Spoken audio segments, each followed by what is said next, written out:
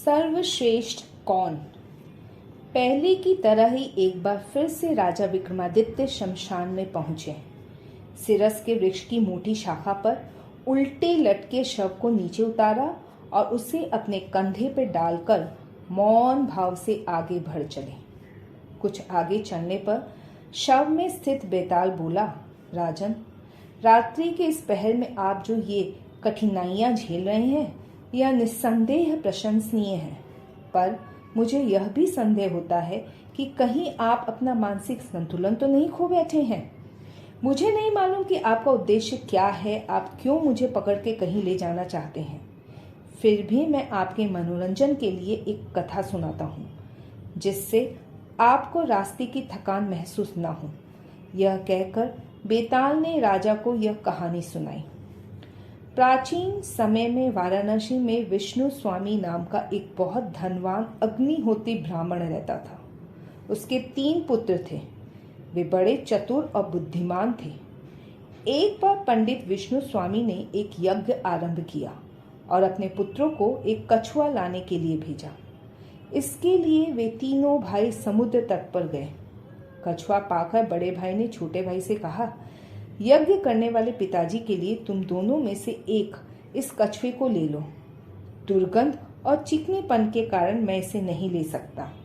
बड़े भाई की बात सुनकर दोनों छोटे भाई बोले, भैया, अगर इस काम में तुम्हें घृणा आती है तो हमें क्यों नहीं आएगी।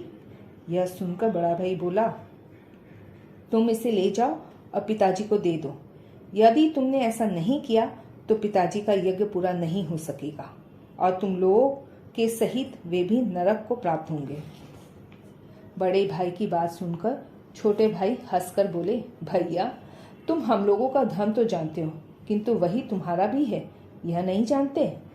इस पर बड़े भाई ने कहा, तुम लोग क्या मेरी दक्षता नहीं जानते? मैं भोजन दक्ष हूँ, इसलिए घृणित वस्तु को नहीं छू सकता। यह सुनकर मझला भाई बोला, तब तो मैं तुमसे भी अधिक दक्ष हूँ, मैं विलक्षण नारी दक्ष हूँ। उसकी बात सुनकर बड़ा भाई बोला, यदि ऐसी बात है तो हम में से सबसे छोटा भाई कछुए को ले जाए। उन दोनों की बातें सुनकर सबसे छोटा भाई क्रोधित होकर बोला, अरे मूर्खों, मैं तो तुलिका दक्ष हूँ, अतः मैं तुम दोनों से भी चतुर हूँ।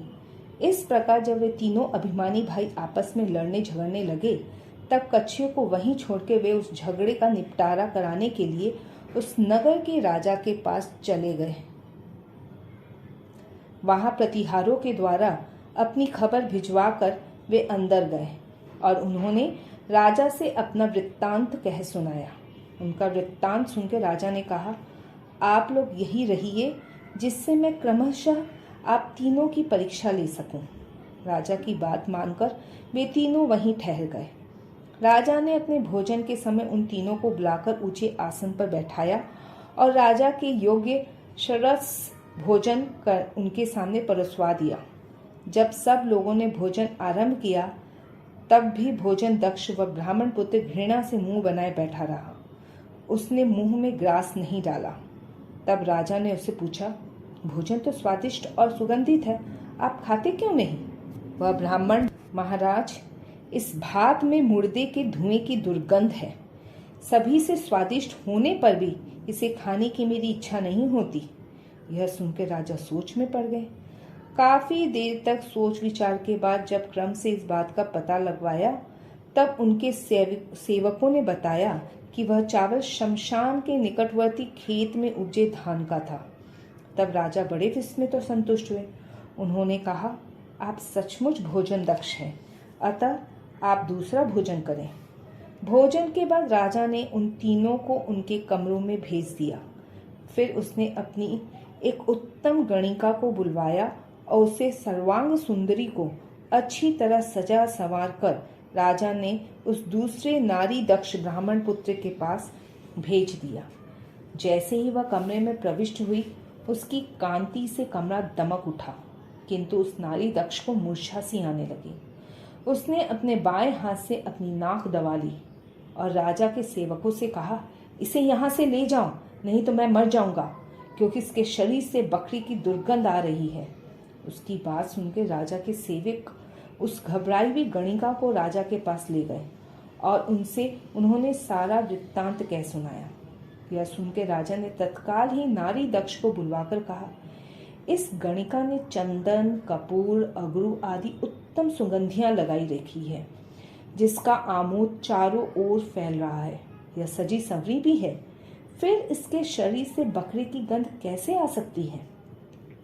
राजा के कहने पर जब नारी दक्ष ने यह बात नहीं मानी, तब राजा सोच में पड़ गए। कुछ सोच विचार करने के बाद युक्ति पूर्वक उस गणिका से पूछताछ करने पर मालूम हुआ कि बचपन में ही माता के मर जाने पर धाय ने उसे बकरी का दूध पिलाकर पाला था। तब राजा नारी दक्ष की चतुराई पर बड़े विस्मित हुए और उन्होंने उसकी प्रशंसा की। इसके बाद राजा ने तीसरे ब्राह्मण को शय्या दक्ष था उसकी रात्रि के अनुसार शय्या दी। उस पलंग पर 7 गद्दे बिछे हुए थे। बहुमूल्य वास गृह में वह शय्या दक्ष उस पलंग पर सोया, जिस पर धुली हुई मुलायम चादर बिछी हुई थी।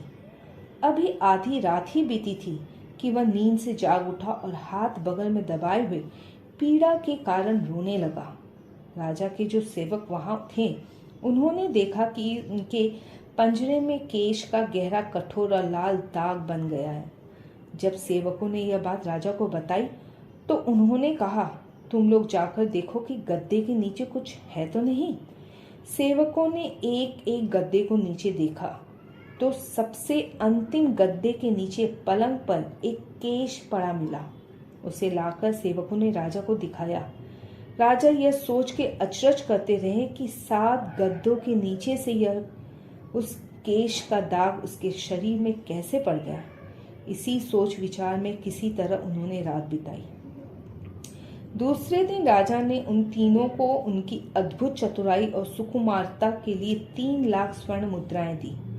तब वे तीनों भाई सुखपूर्वक वहीं रहने लगे और कछुए को तथा पिताजी के यज्ञ में विघ्न बढ़ने से जो पाप हुआ था उसको भूल गए।